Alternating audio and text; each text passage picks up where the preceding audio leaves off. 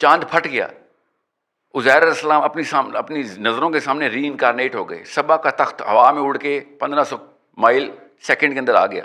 مسلمان بھائیو السلام علیکم ورحمۃ اللہ وبرکاتہ. میرے بھائیو, قرآن و سنت کی نص سے یہ بات ثابت ہے اور تمام امت کا اس بات کے اوپر اجماع ہے کہ انبیاء کرام علیہ السلام کے مبارک جسموں کو مٹی نہیں کھاتی اور ان کی ظاہری اموات کے بعد بھی ان کے مبارک جسم سلامت رہتے ہیں. جیسا کہ قرآن حکیم میں ہمیں یہ واقعہ ملتا ہے کہ جس وقت حضرت سلیمان علیہ السلام ہیکل سلیمانی تیار کروا رہے تھے تو اسی دوران ان کی موت آ واقع ہوئی اور وہ کافی عرصے تک اپنے لکڑی کے اسے کے اوپر ٹیک لگا کر بیٹھے رہے جب تک کہ ان کی لکڑی کے اسے کو دیمک نے نہیں کھا لیا. تب تک وہ جن جو ہیکل سلیمانی کو تعمیر کر رہے تھے ان کو خبر ہی نہیں ہوئی. دیمک نے اس لکڑی کے اسے کو تو کھا لیا لیکن حضرت سلیمان علیہ السلام کے جسم اطہر کو کوئی نقصان نہیں پہنچا. اسی طرح ایک حدیث مبارکہ میں ہمیں یہ بات ملتی ہے کہ حضرت سیدنا عمر فاروق رضی اللہ تعالیٰ عنہ کے دور میں یہودیوں نے حضرت عزیر علیہ السلام کے جسم مبارک کو محفوظ کر کے رکھا ہوا تھا اور وہ اپنے عقیدے کے مطابق جب بارش نہیں ہوتی تھی تو حضرت عزیر علیہ السلام کے جسم مبارک کو کھلے آسمان تلے لے کر آتے تھے اور اس میں ان کا عقیدہ ہوتا تھا کہ اس سے بارش ہو جائے گی. تو جب حضرت سیدنا عمر فاروق رضی اللہ تعالیٰ عنہ کو اس کی خبر ہوئی تو انہوں نے حضرت عزیر علیہ السلام کا جسم اطہر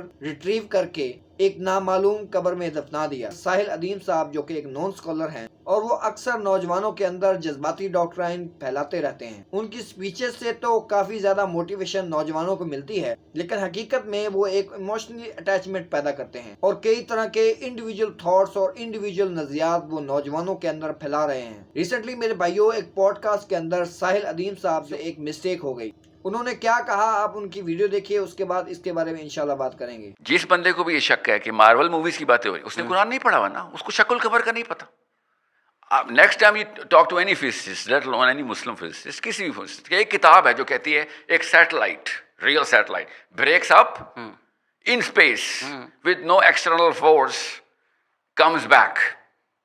Okay? Understand the gravity of this ayah, this event. Okay? اب اس کے لیے کوئی غلط انٹرپریٹیشن یا میری پرسنل انٹرپریٹیشن تو نہیں ہے, قرآن کو کی آیت کلیئر ہے.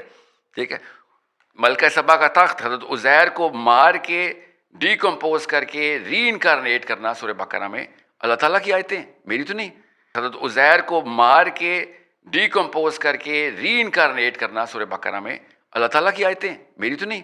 میرے بھائیو یہ سورۃ البقرہ کی آیت نمبر 259 ہے جس میں یہ واقعہ درج ہوا ہے اور جیسا کہ جمہور علماء محدثین کا یہ موقف ہے کہ یہ حضرت عزیر علیہ السلام کے بارے میں ہے, تو یہاں کہیں بھی حضرت عزیر علیہ السلام کے حوالے سے یہ نہیں لکھا ہوا کہ ان کی باڈی ڈیکمپوز ہوئی تھی معاذ اللہ یا ان کی ہڈیاں بنی تھی, جبکہ ان کے گدھے کے بارے میں یہ صاف صاف لکھا ہوا ہے کہ اس کی ہڈیاں اللہ رب العزت نے دوبارہ جوڑی اور اس کے اوپر گوشت اور پوست کو چڑھایا اور اس کو نشانی بنایا باقی انسانیت کے لیے. تو شاید ساحل ادیم صاحب یہ مسٹیک کر گئے ہیں اور جذبات میں ایموشنلی ہو کر یہ جلدی یہ بول گئے ہیں کہ عزیر علیہ السلام کی باڈی ڈیکمپوز ہوئی تھی. کوئی بھی اسکالر جب کوئی بات کرتا ہے کہ کسی بھی اسکالر کو سننے والا جو ہوتا ہے وہ اس کو سن کر ویسے ہی آگے پہنچانے کی کوشش کرتا ہے. تو ایسا نہ ہو کہ ساحل ادیم صاحب کا کوئی لسنر اس کو سنے اور اسے اسی طرح آگے پہنچا دے اور جس طرح کی مسٹیک ساحل ادیم صاحب سے ہوئی ہے اسی طرح کی مسٹیک اس سے بھی ہو. تو اگر میری اس ویڈیو کو دیکھنے والا ساحل ادیم صاحب کا کوئی بھی اسٹوڈنٹ